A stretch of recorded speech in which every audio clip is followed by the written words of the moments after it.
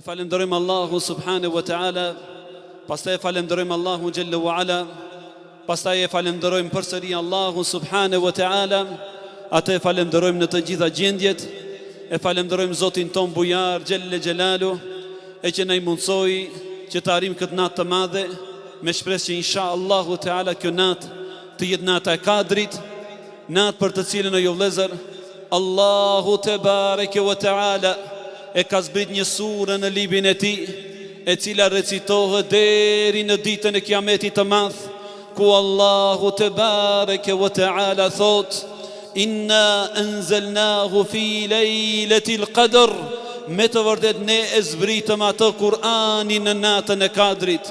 Nuk ka ndodhur ju vëllezërit e mi në historinë njerëzore që ditën kur Zoti im dhe Zoti yt e krijoi Ademin alayhi salatu wassalam, do dhi më të madhe se atë natë kur Gjibril Emini alayhi salatu wassalam i erdhi pejgamberit ton Muhamedi sallallahu alaihi wasallam në shpellën Hira, atje ku e shtrëngoi dhe i tha atij: Iqra bismi rabbika alladhi khalaq, lexo në emrin e Zotit i cili të krijoi. O ju robër të Allahut, mrekullia më e madhe krijuesi xhelle xhelalu është pikërisht libri i tij i lavdishëm subhane. Andaj ajo që e bën të madhe këtë natë, o ju vëllezërit e mi, nuk është ndryshimi i diellit edhe i hanës, nuk është ndryshimi i ditës edhe i natës, është po ai dielli i cili lindi sot dhe perëndoi, dhe po ai dielli i cili do të lindë dhe do të perëndon nesër. Ishte po ajo ditë e sotshme që ishte dje dhe pardje, dhe është pikërisht po e njëjta natë, o ju vëllezërit e mi.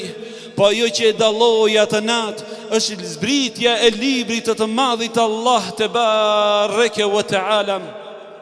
Allahu xhalla wa ala pra thot: Inna anzalnahu fi lejletil qadr, ne e zbritëm atë Kur'anin në natën e Kadrit. Wama adraka ma lejletul qadr, e ku e dini ju o ju njerëz se kush është nata e Kadrit? Pra ku e dim ne vallahi se çka është ajo natë? Lejletul qadri khairun min alfi shahr, nata e Kadrit është më me vlerë se 1000 muaj. Ja dha vlerën e madhe Allahu subhanahu wa ta'ala kësaj natë, ju vëllezër, nga se në të e dha leja Allahu, nga se në të dha leja Allahu xhelle xhelalu që fjala e krijuesit të zbret në tokë. La ilaha illallah. O ju robër të Allahut, të gjithë krijesën në tokë dhe në qiell janë krijatura e Allahut, e vetmja Kur'ani e cila është fjala e të madhit Zot xhelle xhelalu. Zoti i madh dhe pejgamberi sallallahu alaihi wasallam, o vëllezërit e mi, e ka ndaluar që të betohemi në krijesat. Nuk lejohet që të themi pasha nanën edhe pasha babën, pasha diellin edhe hanën dhe pasha besën, por e ka lejuar Allahu xhallahu ala që të themi pasha Kur'anin e madhërisëm. Për arsye se ki Kur'ani, jo vëllezërit e mi, është cilësi e krijuesit, është fjalë që ka dalë nga bujaria e tij e madhe xhallahu ala. Atë natë pra, kur Gjibril Emini e dëgjoi Kur'anin nga Rabbul Alamini dhe Muhamedi e dëgjoi Kur'anin nga Gjibril Emini alayhi salatu wassalam. Dhe ja o ju vëllezërit e mi, sot e pas 1500 viteve e kemi këtë Kur'an tazë dhe të nxehtë, si ditën kur Gjibrili alayhi salatu wassalam ja zbriti Muhamedi sallallahu alaihi wasallam. O ju robër të Allahut, në qoftë se kam vëllau një fjalë, një këshill, një emanet që ta lasonte, en të salihu me Allah, pajtohuni me Allahun.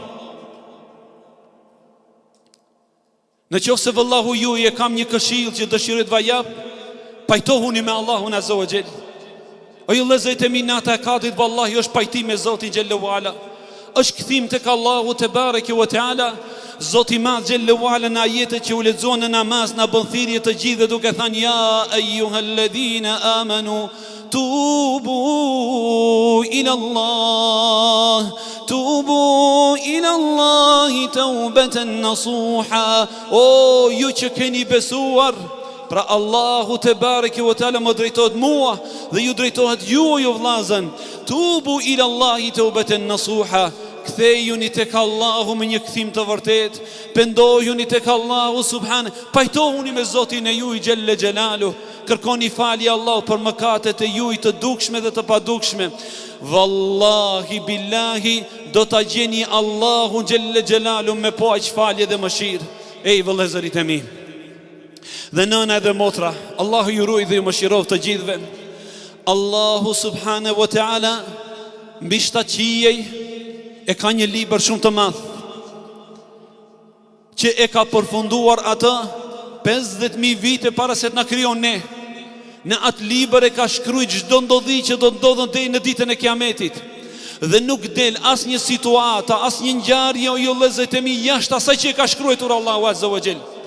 Nuk ndodhen ndonjë luftë në tokë e që nuk e ka regjistruar Allahu. Nuk lindën dikush e që nuk e ka regjistruar Allahu. Nuk vdes dikush, nuk pasurohet, nuk varfërohet, nuk shërohet, nuk sëmuhet, vetëm se të gjithë i ka regjistruar Allahu xhallahu ala në librin e tij i cili quhet Lauhi Mahfudh. Por në kopertinën e atij librit o vëllezërit e mi, shkruan një fjalë shumë e çuditshme. Na i ka shpalos Allahu xhallahu ala dhe pejgamberi sallallahu alaihi wasallam fjalën madhështore e cila është e regjistruar në kopertinën e këtij libri të madh, e që realisht askush nuk e ka pa atë libër. As Xhibrili, as Mikaili nuk e di se si duket ai libër. Ai është gjigant o ju vëllezër. Imagjinojeni edhe frymëmarrjet tona, edhe të gjitha lëvizjet, edhe qetësitë tona, gjumi edhe kur zgjohemi, të gjitha janë të regjistruara në atë. Në fillimin e asaj kopertine shkruan Inna rahmeti ghalabet ghadabi. Me të vërtet mëshira ime e ka kapluar hidhërimin tim. Allahu Ekber. Dhe unë them o ju vëllezër, shiqërsi është kështu. Me të vërtet mëshira ime e ka kapluar hidhërimin tim. Wallahi shiqërsi është kështu. Se shumë pi mëkateve dhe gjunahe që i bëjnë Allahu në tokë, wallahi Allah i moti në kështë zhduk për kësaj toke. O ju vëllezërit e mi, wallahi billahi, po të din bitë Ademi se çfarë mëshire dhe rahmeti ka ky Zot xhallahu ala. Wallahi ishin dashuru me këtë Zot me një dashuri të papar. Pejgamberi sallallahu alaihi wasallam në një ditë prej ditëve e pa një nënë e cila pas një lufte mendoi se ka vdek dëshmor djali i saj, apo më falni foshnjën e saj të vogël nuk e gjeti, në mesin e njerëzve ishte humbur, dhe kur e gjeti, prej gëzimit të madh që se e pa djalin e saj gjallë, e afroi afër gjoksit të saj, e përkëdhelti atë. E di nëna tona shumë mirë se çfarë rahmeti kanë për fëmijët e tyre. Pejgamberi sallallahu alaihi wasallam ju tha sahabëve, a shihni këtë nënë se çfarë mëshire ka me fëmijën e saj? Than po ja Rasulullah. Tha pejgamberi sallallahu alaihi wasallam, lallah arham bil ibad min hadhihi al ummi waladiha. Allahu është më i mëshirshëm për robërit e tij se sa kjo nëna për fëmijën e saj. Andaj ju vëllezërit e mi, wallahi billahi, nuk është bese i bëjmë mëkat atij i cili është shumë i fuqishëm. I bëjmë mëkat të mëshirshmit subhanahu wa taala. I bëjmë mëkat Allahu xhelle xhen, s'është be meritor ky Zot. O ju vëllezërit e mi, sa herë vllau ju ka thënë, edhe pse edhe ajo nuk pranohet, njeriu mundet ndonjëherë të rrëshqetet ta kundërshton nanën edhe babën, e të rrëshqetet të ta kundërshton mësuesin, e të kundërshton edhe hoxhën edhe imamin. Por wallahi billahi be këtij Zoti nuk i bëhet gjuna xhelle xhelalu. Çdo mirësi be dhuratë kemi për atij subhanahu wa taala. Imam Ibrahim ibn Ethemi rahmetullahi alayhi tha, i tha ati djaloshit i cili erdhi dhe i tha, o imamu, nuk mund t'i la gjunaat, zinan, alkoholin, imoralitetin, shturjen, bigjozin, kazinot dhe të ngjajshme si ajo. Imami i tha, o birim, bëni mëkate Allahu vetëm se përgjigju në 5 pyetje. O birim, dhe unë po ju drejtohem edhe ju vëllezër, bëni mëkate Allahut azza wa jall, se mëkati nuk e damton atë. Mirë po mundohuni që t'i bëni mëkat Allahut, por jo në tokën e Allahut. Atëra i djaloshi tha, o imam, për gjithë toka be është e Allahut, po si tha i bësh mëkat Allahut në tokë të Allahut? Atëra i tha imami, o birim, bëni mëkat Allahut, po mos e ha bukën e Zotit. Mos e ha ushqimin e Allahut. Merr ushqim pi dikujt tjetër. Po tha, o imam, e gjithë buka është e Zotit. E gjithë ushqimi është i Allahut. Tha, o birim, marr guximin, ti bësh mëkat atij që ja është bukën e atij, kjo është mbare. Kjo është turp vallahi. Atëri tha, o birim, tha, bëni mëkate Allahu xhallahu ala, po bëni dikun ku të shef. Shefu, mos të shef Allahu xhelle xhelalu në momentin që je duke bë mëkat. Tha, o imam, Po mund i fshehemi shikimit të Allahut, tha o birim, s'kem bare ti bësh mëkat Allahut të pa? S'kan bare vërtet ato që i bëjnë mëkat Allah, që e shajnë fenë e Zotit xhallahu ala tu i pa Allahu subhanahu wa taala, e kundërshtojnë madhërinë dhe madhështinë dhe mbretërinë dhe madhështinë e atij subhanahu wa taala. Tha bjerë pyetjen e katër. Tha o birim, bëni mëkat e Allahut azza wa jall. Po kur të vjen momenti i fundit i jetës dhe të vinë me laqet e Allahut për të na marrë shpirtin, thuju atyre ka kohë. Tha o imam, po vdekja kur vjen për një moment s'e shtin. Tha o biri im, nuk e ke jetën dhe vdekjen në dorën tënde, nuk e dish më në çfarë gjendje mund të të vjen me laqet e Rahmani xhallahu ala, dhe përsëri këm ngulish në mëkate. Tha bjerë pyetjen e pestë. Tha pyetja e pestë, o biri im, bëni mëkate Allahut, mirë bë në ditën e kiametit, kur Allahu xhallahu ala do t'i thot zebanive, rojtarëve të xhehenemit, o ju rojtar të xhehenemit, filanin, merreni dhe gjuani në zjarr të xhehenemit. Ti thuju atyre s'do të shkoj në xhehenem. S'do më shkoj në xhehenem. Kundërshtoje.